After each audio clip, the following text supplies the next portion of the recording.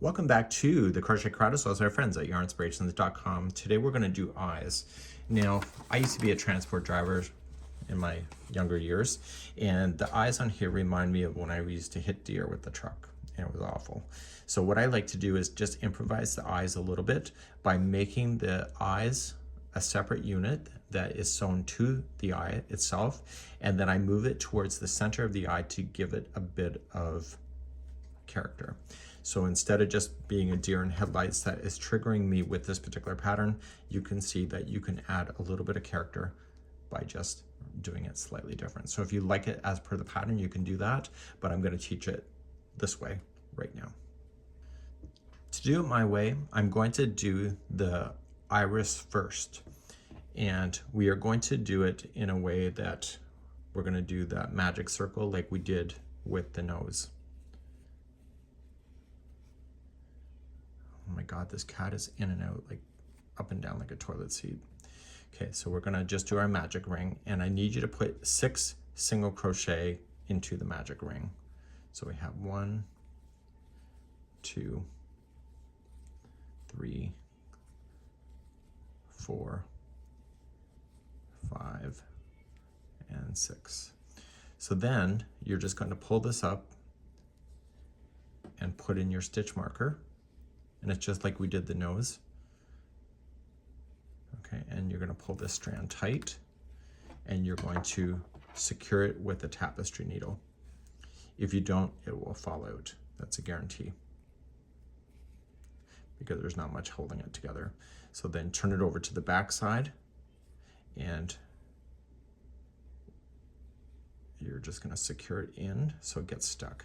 So this will be behind the eye that's sewn to the project anyway. Okay, so make sure you secure it.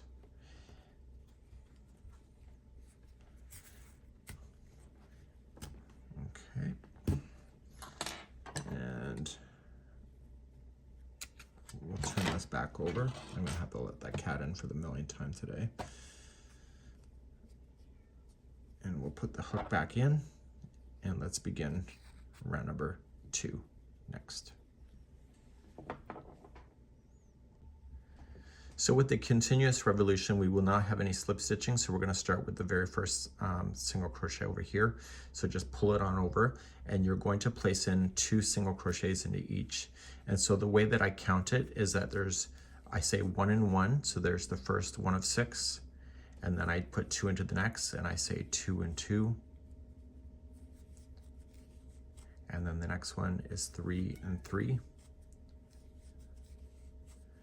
And the next one is 4 and 4. Kitty cat. And then 5 and 5.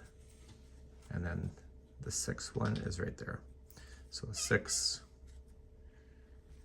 and 6. Move up your stitch marker, and we have 1 more revolution to do for the iris. Okay, for your next round, this is the final round. You're going to put 2 single crochets in the first one. So we have 1 and 2 into the first, and then 1 into the next. Okay, so then the next one has 2 into the same. So 1 and 2 share the same, and 1 into the next. And we're going to continue to do that around.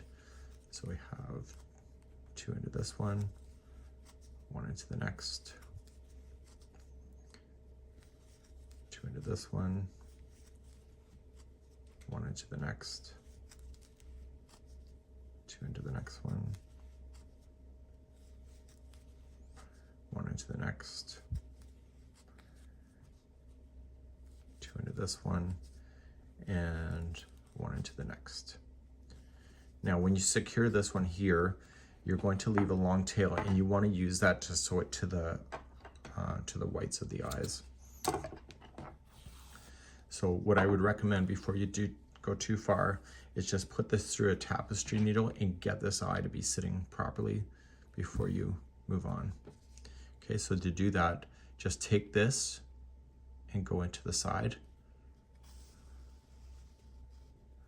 And see where this one's coming out with the cat hair in it? She jumped up on my table during a break. So we're just going to pull through to the back side. Okay, and so you can see it looks pretty even. And so we're going to use this strand here, and we're going to attach this strand to the eye when we're ready. Let's move on to the whites of the eyes. So we want to do the whites of the eyes, so we are going to do it the magic circle first. Shh, kitty cat, no more. Okay, so chain 1 to lock it, and we're going to put 6 single crochets in that magic ring. So we have 2, 3, 4, 5, and 6. And do what I showed you already with the other one. So just get your stitch marker in there, put it on the last one, and then just secure it with the tapestry needle, and I'll be right back in a second. Okay, let's move on to round number 2. So I'm going to go to the first one here. It's continuous revolution, and we're going to put 2 into each one, all 6 of them. So I'll count it the same way I've done before. So I say 1 and 1, 2 and 2, 3 and 3, 4 and 4, 5 and 5, and 6 and 6. So I do that so that I get the right stitch combination. Move up your stitch marker, and let's move on to round number 3. Round number 3 is 2 single crochets into the first. So 1 and 2, and then 1 into the next. And you'll do that same combination around. So 2 into the next, and 1 into the next one after that. Please repeat that around for round number 3. Okay, round number 4, I'm just going to teach it the way that I think it should be taught. It's slightly different, written differently, but it's still the same instruction, pretty much. So put the first 2 in there, so they're by themselves, and then 2 into the next. Okay, so 1 is by itself, 2 by itself, and 2 into the next. Please repeat that going around for round number 4. We're now ready for number 5. So number 5, here we go. The first 3 are by itself. So we have 1, 2, and 3, and then 2 into the next. Okay, so the repeat is the next 3 are by itself. So we have 1,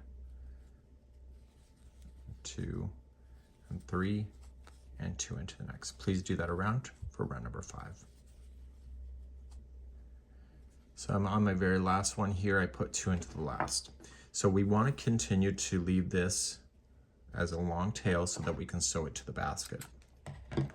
Just like we did with the iris, I want to be able to finish this off so that it's more seamless, because I've done the continuous revolution. Okay, so coming into the next stitch, right there, and then I go down to where this is coming out of, and I go towards the back of the eye.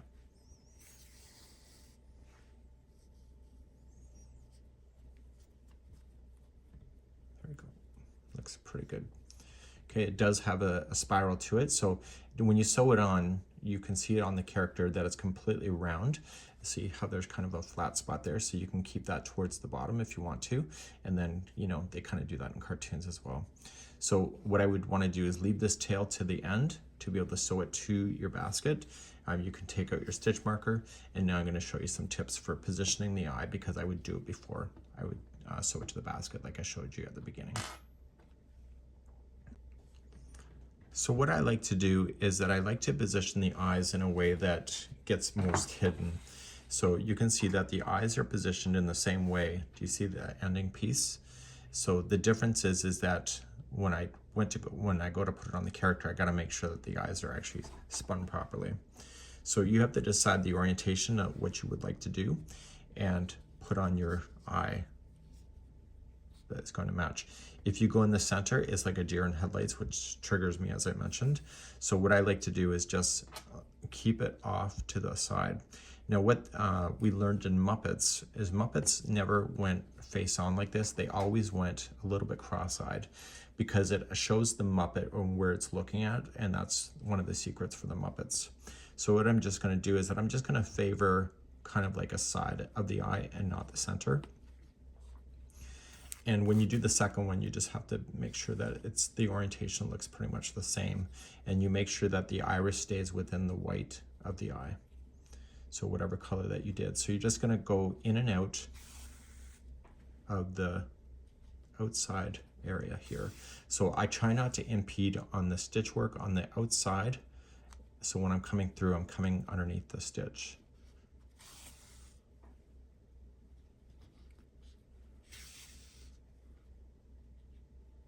You don't have to do every one, but you just got to do enough so it's not going to fall off.